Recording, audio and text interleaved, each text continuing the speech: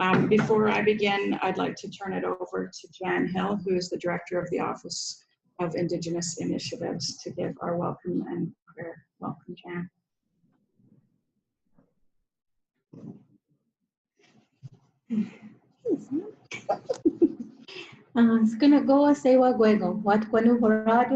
Greetings and peace to all of you. Welcome. Kunjokwa sawaduhusio skani gariwesa. E chiruanu horado ne sungwa diso. Ne wahi arosa año ne gari ne ohandu gari wadekwa unguana hetstu. Ona sawaduhusio skunjokwa ne egadi ohandu gari wadekwa ungadi wanungode. Please lend me your ears for a few minutes as we gather our minds together to offer the words that come before all others, and offer our greetings and thanks to the Creator of all things in the natural world, as I have been taught to do and as is the custom of my people, the Haudenosaunee. This is what we have been instructed to do before any business shall come to pass where two or more people are gathered together.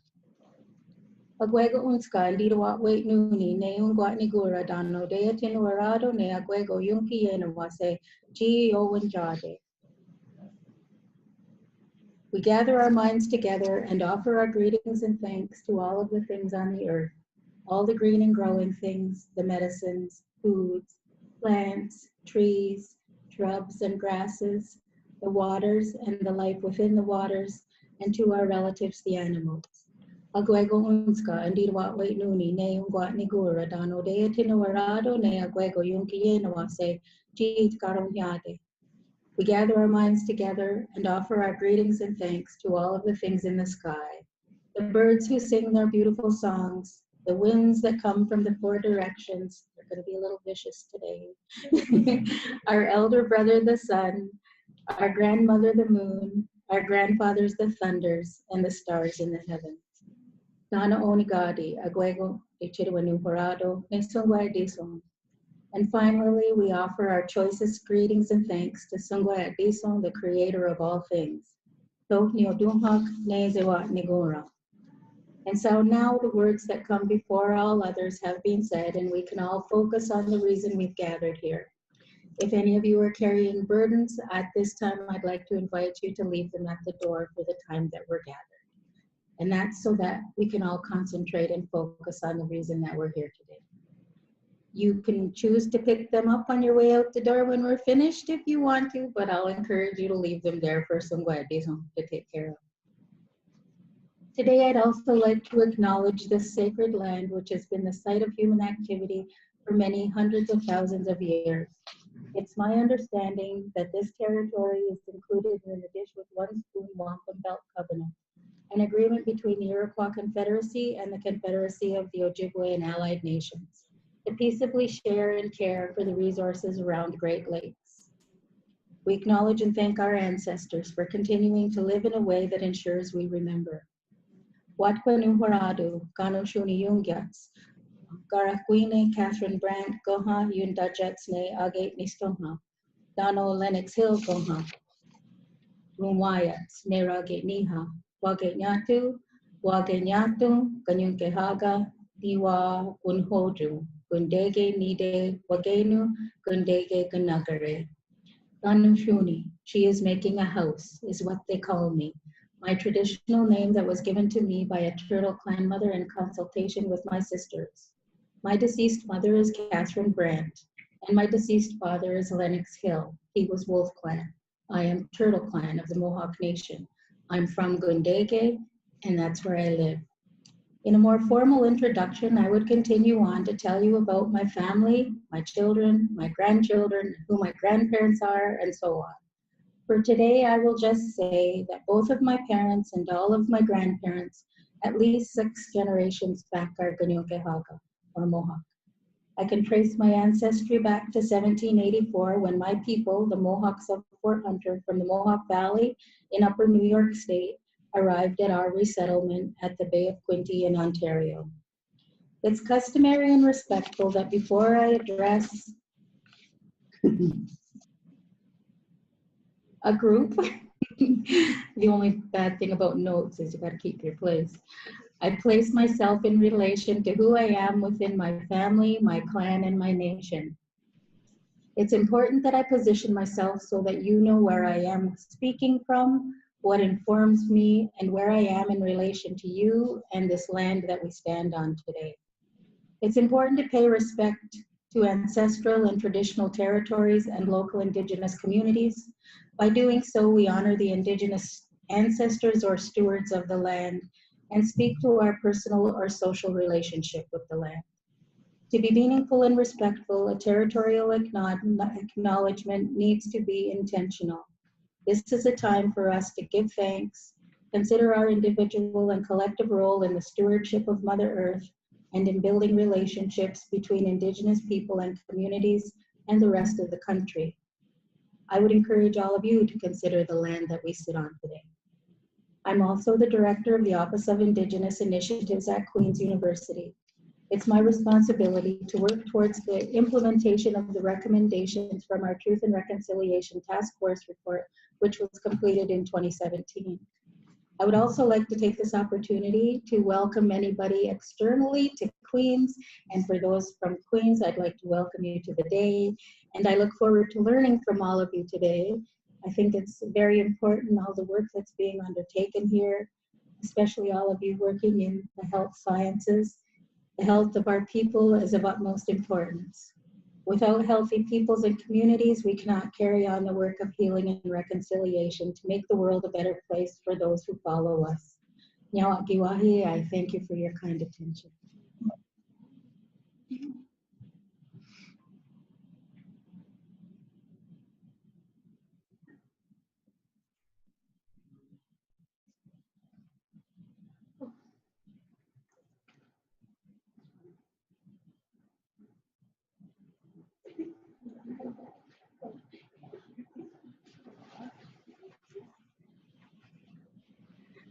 Good morning, everyone. I'm Heather Castleton, and I just wanted to say thank you to Jan for those important words before all others, and for helping to situate our day and to put us all in the same mind and place.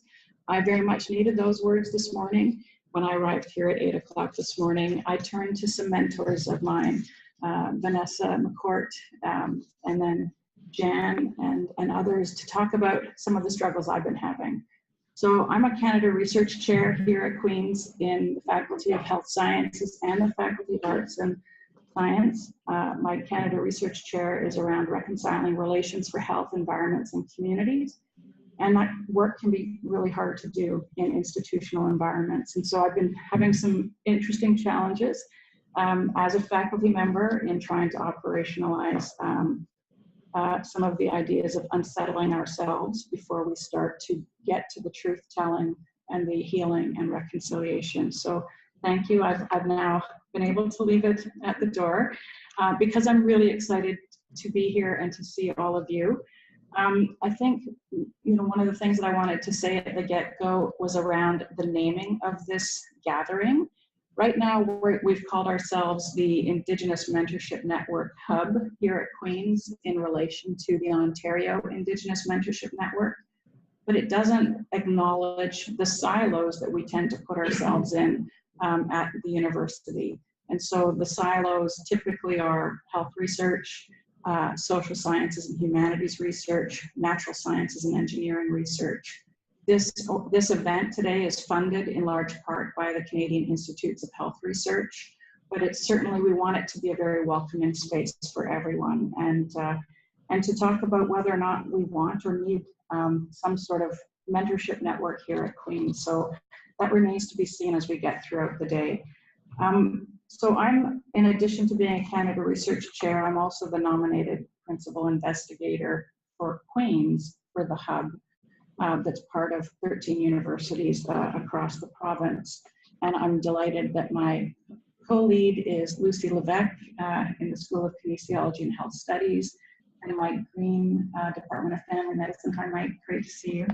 And so all three of us are non-Indigenous scholars. And at the time of the application that we put into CIHR, there were no Indigenous health research faculty here at Queen's, and we still have a long way to go in that regard. But at some point, I would like to step away from the role of being the nominated PI and turn over the reins and get in the passenger seat or the back seat or get outside the car and push from behind in this regard. With respect to who I am as a non-Indigenous scholar, I can also trace back about 6 generations to when my family from Scotland and England came here as settlers to this place now known as Canada. So I'm 6th generation on my father's side and 3rd generation on my mother's side. And they came and settled on stolen land here in Ontario. I was born in Dene Territory up in the Northwest Territories in Yellowknife, and I've had the benefit of Indigenous teachers across the country, most recently and primarily from New Chalmette on the west side of Vancouver Island, Mi'kmaq from the east coast of Canada, but I've had the honor and privilege of working with Indigenous peoples, First Nations, Inuit, and Métis across the country over the years. I'd really like to thank everybody who's in the room with us today, as well as those of us who have joined by webinar. Thank you especially to those of you who are from community here, that you've come to engage with Queens on supporting each other in doing research in a good way, in an ethical, accountable, and a relational way. To give you a sense of who's in the room here, we have, according to the RSV registration process, about 15% are undergraduate students, whether in the, and those are sort of undergraduate students outside of the health professions. We have approximately the same number in the health professions, so medicine, nursing, I think kinesiology would be counted in the health professions, I'm not sure. We have about 30% graduate students, about 20% practicing researchers or faculty member, and the remaining being members of community organizations, administrators, teachers, etc. Before I introduce Dr. Chantal Richmond, our keynote for this morning, I really wanted to acknowledge Canadian Institutes of Health Research for their funding of this meeting.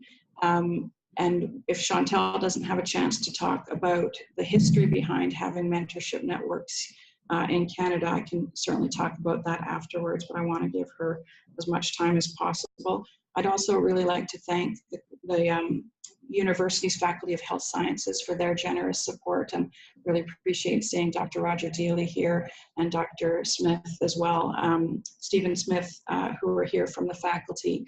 They've generously offered to continue to help support these activities over the next 5 years, and hopefully being able to operationalize some of the great ideas that come from this group today. So let me begin by saying it's a great pleasure to introduce my very good friend, Chantal Richmond. Dr. Richmond is an Anishinaabe scholar from Pick River First Nation. She's an associate professor at the University of Western Ontario. She's the director of the Indigenous Health Lab and the co-director of the Indigenous Health and Wellbeing Initiative. Chantal co-wrote and produced a 60-minute documentary film, Gifts from the Elder, and if you want to borrow it, it's in my office, but I think it's probably also available online. And it focuses on the preservation of Indigenous knowledge among Anishinaabe communities on the North Shore of Lake Superior. Her research program is supported by a CIHR New Investigator Award in her early career, an Ontario Early Researcher Award. She's a member of the New College of, it's a very long title, so I won't get into it, but it's the Royal Society of Canada. And she's a Canada Research Chair herself in Indigenous Health and the Environment. She's also a fantastic friend and mentor to many, and it's a real pleasure to introduce you, Chantal, and I sure hope we can hear you. So let's give it a try. Okay, good morning. I'm going to awkwardly hold my phone up like this. It's okay, I can do it. Katie's offering to hold my phone, which is Okay. the best. It's not the best, but it's good, right? Okay, so can you all see my slides, Heather? Yes. Okay, perfect. Okay, so good morning. And Heather, can you mute on your end because I can hear the echo? Say that again, sorry. Can you mute on your end? I think so. Okay.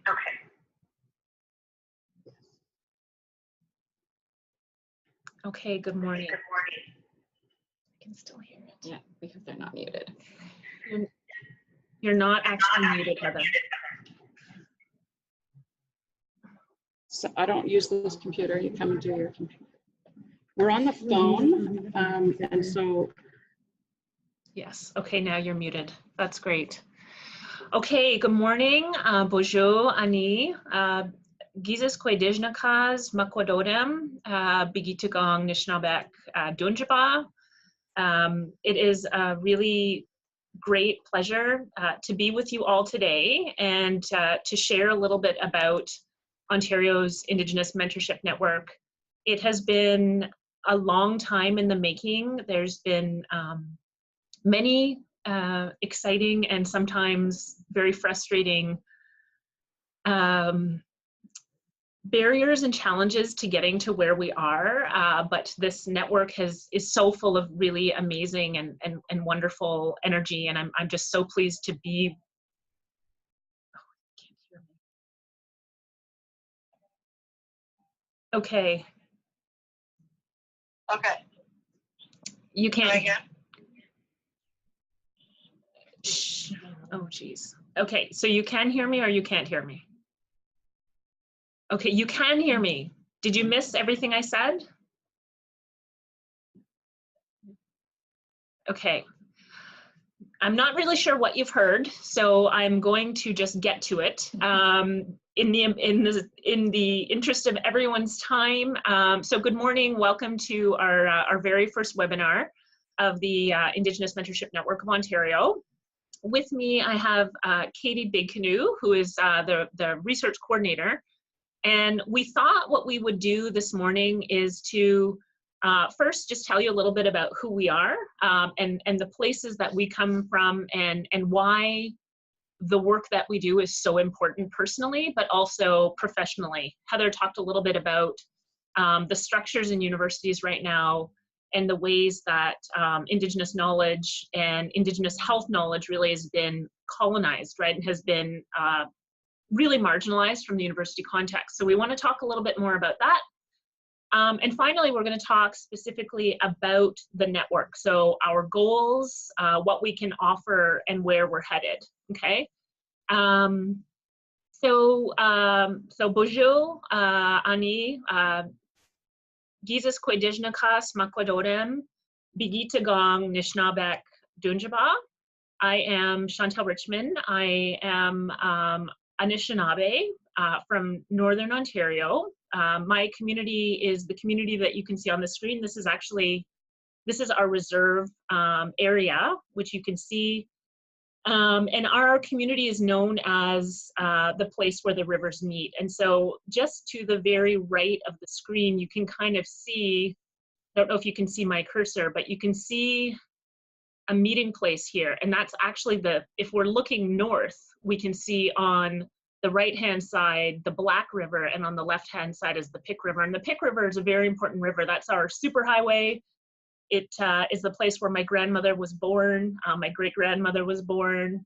And this is the place where we are really connected to. And this is, you know, one of the things that I think ties so many Indigenous people around the world is that place where they're from. And because it fosters all sorts of knowledge about the land, about creation, about our ancestry, and the people who have come before us. And so I just wanted to talk a little bit about where I come to place myself. And I think I'm going to allow Katie to introduce herself now. Good morning, I'm Katie Big Canoe. You better talk close. As Chantal mentioned, I am the network coordinator, and I am from Chippewas of Georgian Island First Nation, which is in Lake Simcoe. It is not our traditional homeland, as we were relocated there, but we have been there, and the family members that I know, we've always lived there, from my memory and their memory, and yeah, I'm excited to be a part of this work.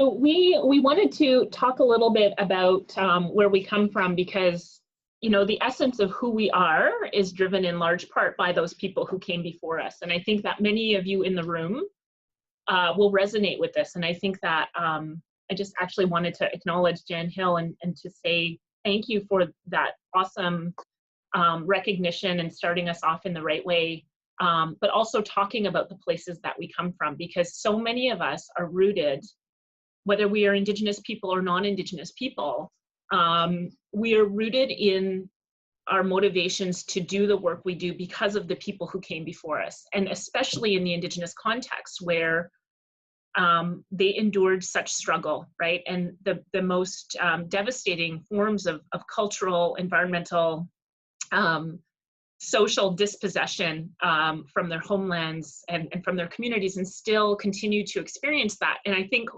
what we do largely is because of that, right? And because the love they had for us, the knowledge, the courage, the bravery. So this photo actually is of my grandmother and her sister. My grandmother, Adeline Michano's on the left, and she was a pretty awesome woman. She knew a lot, and I think the most important thing that she did was she protected her children to the best that she could in the time when the Indian agent was coming around and collecting children and taking them off to residential school. And I think about what that must have been like, right? And the struggles that I know today are very different than what was happening, 60 years ago. And so I want to put this slide up because I want us to remember that we are here because of that great love of the people that came before us. And so I think this is a really good segue to thinking about how and why we do the work that we do. And we know that Indigenous peoples have been the subject of a great deal of research from many fields, many disciplines, yet there's an awful paradox, and that is that research, that body of work that has happened, is not translating into the well-being of Indigenous people. And so the question that we ask is, like, why is that happening? And I think many of us in this room know this answer, and that is that so much of this research has happened for the benefit of researchers themselves. Very little research, before 20 years ago was working with communities, was thinking through ways that we could empower, privilege, and make Indigenous knowledge, for example, central to this work. And so a lot of this work has, I think, served to further marginalize, further colonize Indigenous peoples, because the intent has not been a good intent. But we know that in the Indigenous world, research is not a new concept. Indigenous people have continued to live in some of the harshest environments in the world, and it is the persistence of Indigenous people and the great knowledge that they have about the ways that they live in those ecosystems, but also the great connections that they have with one another that keeps them alive and well, right? And so it's that great interaction, it's the ability to observe and understand and think about how to live well in the places that you live. And really, what is at the basis of that survival is Indigenous knowledge, right? And so Indigenous knowledge refers to the culturally and spiritually based ways that Indigenous peoples relate both to their ecosystems and to one another. And it's that basis of relationality that Jan talked about, and understanding that we are rooted in places, and we're rooted in relationships with people. We're rooted in relationships with the people that came before us and the people who will come after us. And one of the things that I think our mentorship network in particular has been so careful about is understanding the complexity of Indigenous health, and understanding that if we truly want to make an impact, not only in our training environments and providing better places for mentorship to happen, but also seeing the translation of that training into applied research, which can then influence policy, health outcomes, and so on, we need to understand and better address the complexity issues. And we know that it's going to take many people, many knowledges, skill sets, and ways of thinking and perspectives in order for us to truly carve away at that massive complex of issues, right? Because before us, we're not just thinking about, you know, chronic diseases or infectious disease, but we're also thinking about places where people receive healthcare. We're thinking about power relationships. We're thinking about relationship to land, right? It is a really, really big topic, and there's a lot that we need to think about. So it's going to take a necessarily multidisciplinary and a complex network of people in order to do the work we want to do. And this is why in our in the way that we created our team and the ways that we're trying to kind of really foster an interdisciplinary approach, we're seeking to find people who are working in all of the very different pillars of the CIHR Institute, because we understand that's what it's going to take. And so, as Heather alluded to, Indigenous health training environments in Canada are not new. And I think actually this is probably what's been the most exciting thing. So just to give some context, the very first health training grant was called the Aboriginal Capacity and Development Research Environment. So that was funded by CIHR basically at its inception in 2003. Following about 15 years, the cadres transformed into the network environments for Aboriginal health research, or the NEARS. And what's interesting is that this was a 15-year, that was 5 years. Up to today, we're almost at 15 years, right, of this funding.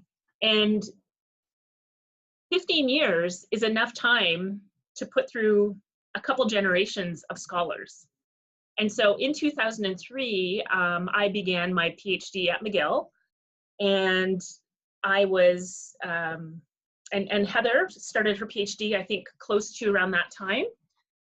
So did Chris Mushquash, so did a number of the PIs who are now on this grant. And I think one of the things that we've seen change through this, you know, from 2003 to 2016 or to 2018, is the ways that Indigenous health training and Indigenous health research has evolved from measurement and description of health and well-being, and more into community-involved, community-led research that is going to support communities to be self-determining about their own health and about their own environmental futures.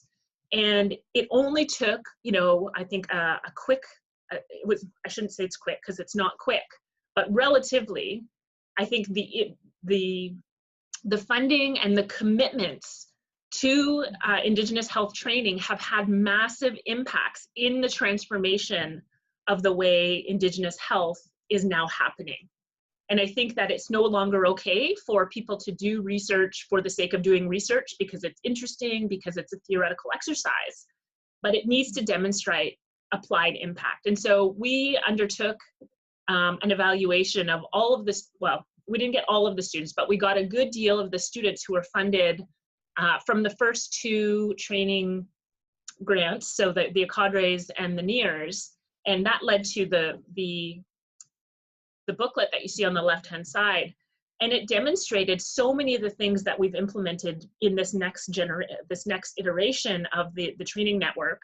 And that is that students want opportunities to engage with other scholars. They want to find sense of belonging. They love, love, love summer institutes, but also that the nature of community-based research needs to be better understood and better funded because it takes a long time. We know that many of our Indigenous scholars come back later in life. Many have responsibilities outside of their scholarship. Many do scholarship that is invested in their communities, so it becomes a bit messier, it takes longer. And so these are the forms of research that we really want to target, and we want to recognize that community-based research doesn't only happen in social science.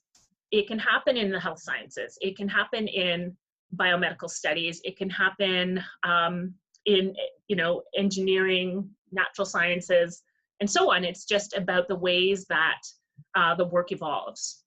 And so this is just a little bit of the history. And as Heather said, she can tell you a lot more because she's been involved from the very start. But I think one of the very important things that I really want to stress is that in the 2003, at the time that the networks were really getting started, the number of Indigenous people who were sitting in the meetings and making decisions and participating were very few. And so we're really proud to see how many Indigenous scholars are now trained and are participating and leading the research. And we're really excited that that our Indigenous Mentorship Network in Ontario is led primarily by Indigenous scholars. So the Ontario IMN came to be, I think probably 2015. We knew that there was a great interest from a number of people across Ontario. Unfortunately, there were a lot of changes to the actual funding call. So originally, Ontario and Quebec were going to come together, which is why you see in the slide on your left, you see Alex McCumber, there's Lucy Levesque, and also Sonia Veche, who's our PI at Ottawa U. And so the network was going to be really big because this was going to be Central Ontario. After the LOI stage, the funding call changed, and essentially what it became were provincial nodes. And so the IMN became the IMN. Well, it became the Ontario IMN, which was, I think, a bit of relief because it meant we were only focused on one province. But at the same time, in our province alone, I mean, we have, I think, 22 universities, and we have 13 participating on the IMN. And there are many more who could participate. We're fully open to engaging with and including others who are interested. But what we saw was that the key Indigenous health scholars, or scholars doing Indigenous health, immediately came in to the network. And so it's been very exciting. So just quickly, oh, by the way, so those are my parents on the left, very exciting. So my mom is in the middle of two of my students. This is Katie McRasovitz, and this is Alana Nightingale. And that's my dad. He's Reg, Big Bad Reg, we call him. So Ontario's objectives are varied. But for the most part, what we want to do is we really want to provide integrated mentorship, support, and training in Indigenous health research, particularly as it relates to community-based approaches. We want to build a community of Indigenous health scholars. We want to serve the needs and capacities of Indigenous communities. So we want to make sure that we are building partnerships and supporting research that communities themselves want to do. We're very interested in fostering interdisciplinarity among scholars because we understand that doing the work we need to do is going to call upon that interdisciplinary approach, that complexity piece that I talked about. And then we also want to support both academic and applied learning. So making sure that people understand the theory and understand the change in time, right? So how do these approaches come to be, but also how it works in the community, because when you have a good balance of those, we can really do a lot of amazing work. So very quickly, I'm going to talk just a little bit about, I guess, the leadership and roles. So Heather mentioned that there are 13 universities on board. So because Ontario is so big and contains so many universities and such a vast, significant portion of the Indigenous population, we wanted to be as inclusive as possible. So we have 5 universities in Northern Ontario. In Central Ontario, again, we've got 5, and then 3 in Eastern Ontario, which is where Queens sit, including Trent and the University of Ottawa.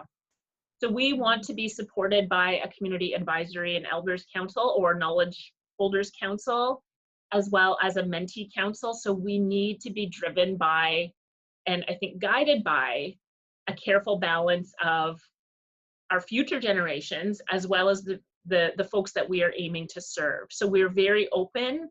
The Community Advisory Council is not active yet, if I can say that. So if there are folks in the audience who are interested, then we would love to hear from you. We're going to provide the contact information at the end of the slides. So I'm going to pass it over to Katie now, who's going to talk broadly about our activities and ways that you can benefit from joining the network. All right, I'll try to keep this as brief as possible because of time. But at the center of all of our activities is our community, our students, our PIs, and all of our community members. So everything that we do focuses on making sure that everybody benefits, and that essentially we're having a community to do work that will benefit future generations and Indigenous scholars that are hoping to work within Indigenous health. So my role as network coordinator is essentially to keep this ship rolling or moving, I guess. So I do a lot of behind the scenes administration that you necessarily wouldn't see, but it's happening. And there's communications, whether through email, social media, videos, webinars. Then we also have our main objective, which is actually doing the research, making sure that students are supported, that faculty are also supported, whether they need to support finding students to actually do the work that they have money to do, to find placements for students in community. We're available to help connect all of these pieces. And we also provide financial support through scholarships and seed grants. So once a year, we release a call. This year, it will be coming out in November. I'll speak to this a bit more. So that's one piece. And then also mentoring opportunities through our summer institutes, gatherings at local institutions, and cultural networking that happens in individual institutions as well, which are open to anyone that want to attend them. You don't have to only go to gatherings that are at your local institution. So as I mentioned, I'm the network coordinator, so I do all the administration behind the scenes and support Chantal and all of the other PIs in whatever capacity they need. Lainey is our undergraduate RA. She just started this month, and she is our social media expert, so she will be getting all of that going, and she even recommended that we needed Snapchat. So in order to engage the younger generation, we will be adding Snapchat as an option.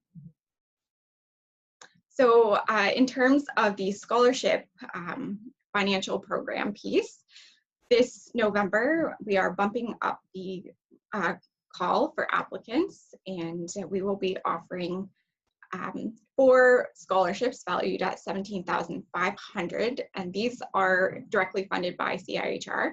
And then in addition to those, some of our institutions also offer one-time scholarships per year, and some of those include Lakehead, Nipissing, McMaster, Guelph, and Western. And Queens should be there. Queens as well. Yeah, sorry about that. So those are in addition to the 4 that that happen no matter what every year. Then this year we're introducing undergraduate scholarships. So we will be offering 4 one-time scholarships of $2,500. And then some of the institutions in our network also offer additional scholarships. Mm-hmm.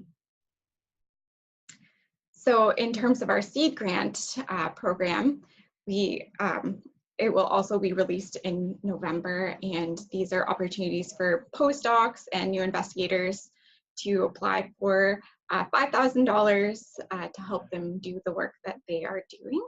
And some of the other universities also offer additional money. Every year, part of our program is to offer a summer institute. So we gather all of the awardees from our scholarships and additional people, additional students, and we connect them with mentors from the network. And really, it's just an opportunity for students to network and build relationships with mentors, with each other, with community, and perhaps visit a new location if because they're not specific to just the students that are, say, from Queens. If it's being held at U of T, it's open to the entire province. So it's a great opportunity to spend some time together and also get out on the land and do some cultural activities. So as I mentioned, each year we offer a summer institute, and we've done 2 so far. Western and McMaster did the first one, then Laurentian hosted in Sudbury this past June. And this coming June is being hosted by the Eastern region, and it's we haven't determined yet what the location will be, but it will be posted in the near future.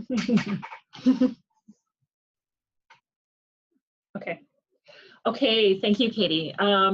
If I could just add one thing about the summer institutes or the summer schools, and that is that, you know, as a young person, or, you know, a young at heart person who is engaging in Indigenous health research, we know that we are relatively isolated in our universities, whether you're an Indigenous person or not.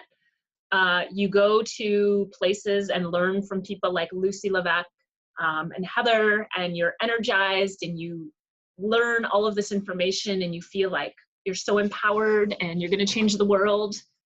And then you leave that place and you remember that not everybody is on the same journey as you. And it can be really isolating. It can be really hard. And I know that in my own personal journey, I experienced this a number of times because there simply wasn't a critical mass of either Indigenous students or Indigenous faculty, right? And so it can be a really lonely place. And so one of the things that the network aims to do through, you know, the summer institutes, through webinars, through other things, is to create a sense of belonging, even if it's a virtual sense of belonging, connecting through a webinar, for example. It's still a place that you know that you're going to find belonging and you're going to be supported and you're going to find people who understand where you're coming from.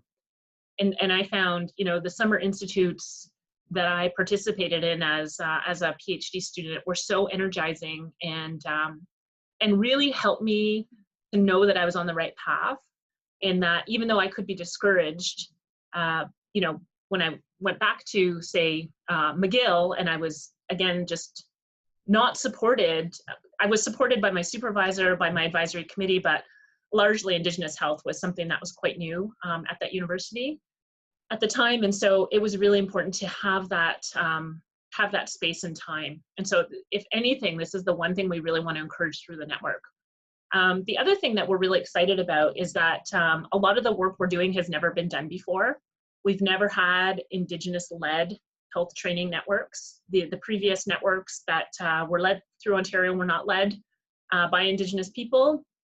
And so we need to keep track of what we're doing. We need to really, I think, take stock of the experiences that people are having, of how we're doing the work we're doing, right? Because it's really important not only for us and helping us better understand how to do what we're doing, but also because we're charting courses for other folks in other universities, in other international settings. And Canada really has been a leader in Indigenous health training, and we want to continue to do that, okay? So if you are participating in the network and you're ever asked if you can support a survey or share your story, I hope that you will say yes, because not only do we want to highlight the successes that we see and highlight all of your journeys, but we also want to, we want you to know that this is actually research, right? Like we are documenting our stories, and it's really important. So above and beyond that, I think what's really important is to talk about the new structures that we're creating, right? And that we need to innovate Indigenous health research and training environments by telling our own stories, right? So there are going to be particular instances where there are challenges, say, in mentorship, or there's going to be the creation of a new methodology.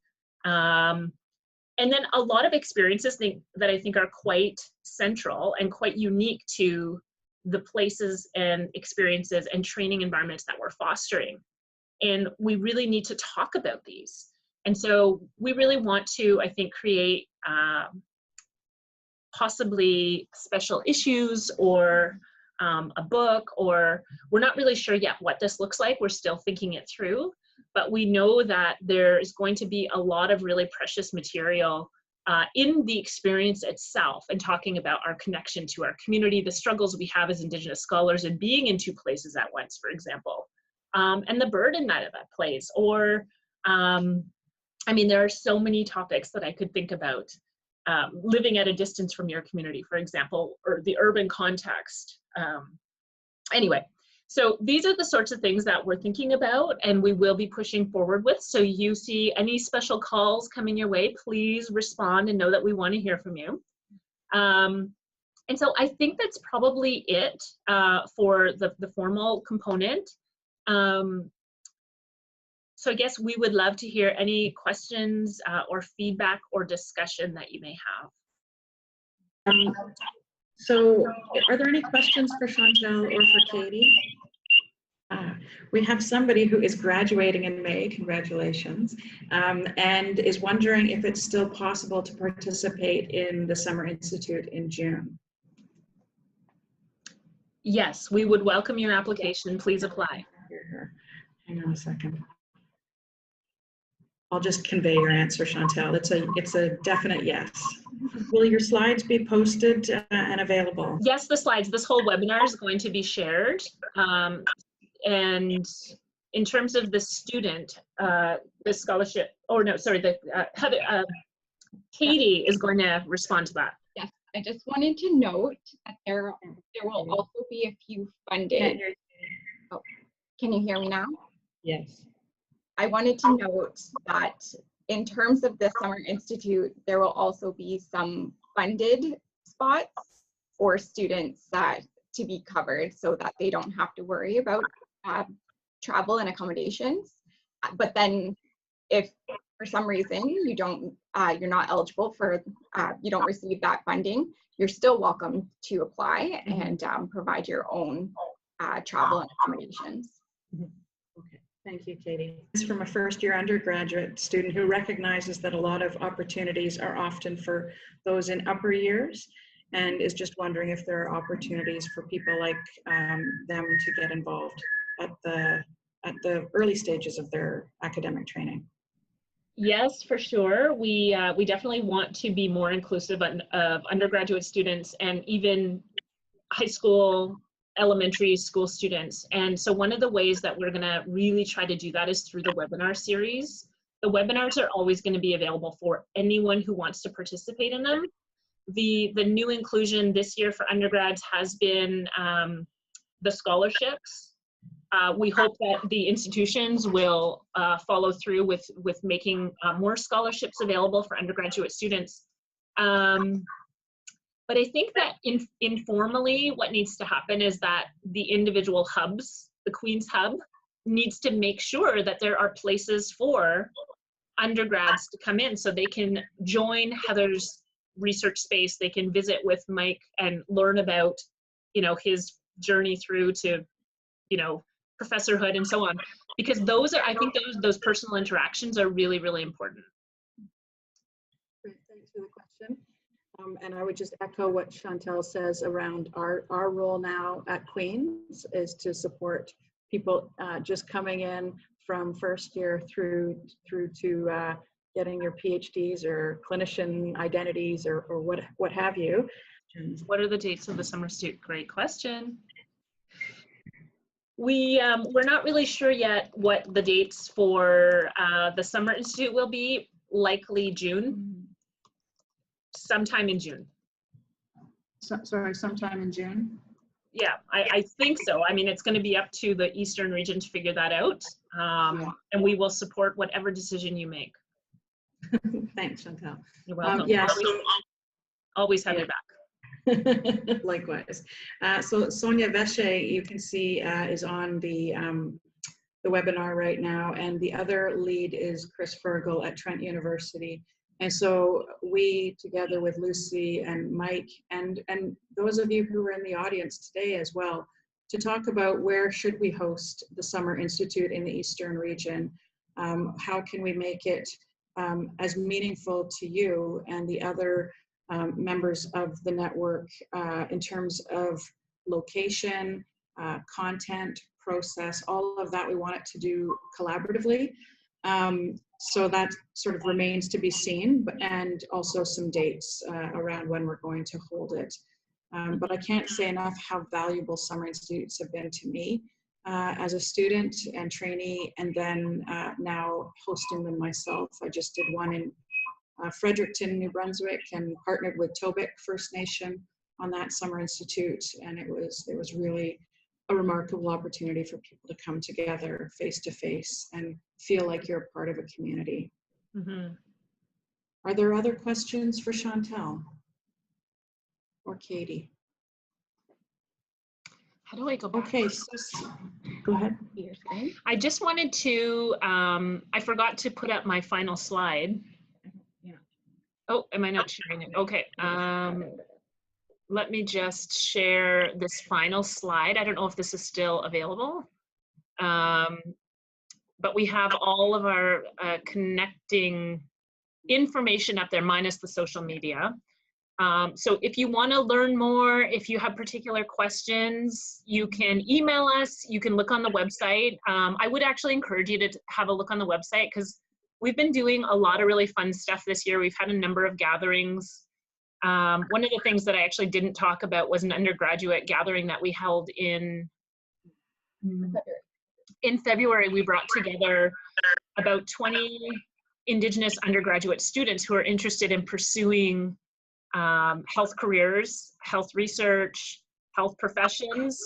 And it was just a really awesome gathering, a great time to learn more about the importance of doing this work, right? And so we did actually produce a little video based on that, which you can also find on our website.